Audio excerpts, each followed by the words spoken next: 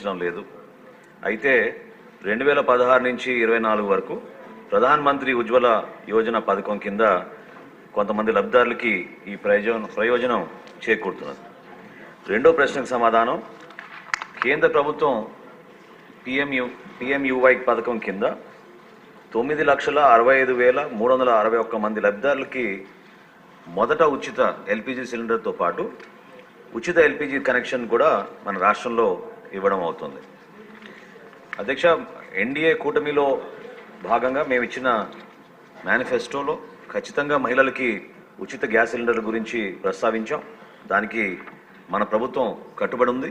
తప్పకుండా మూడో ప్రశ్నకు సమాధానం, మహిళలకి ఉచిత గ్యాస్ సిలిండర్ గురించి త్వరగా దీనిపైన నిర్ణయం తీసుకుని వివిధ శాఖలతో మేము చర్చించుకుని సభాముఖంగా మరొకసారి గౌరవ సభ్యులకి అందరూ కూడా తెలుపుతాం. అధ్యక్ష, క్వశ్చన్ నెంబర్ 83 అండి.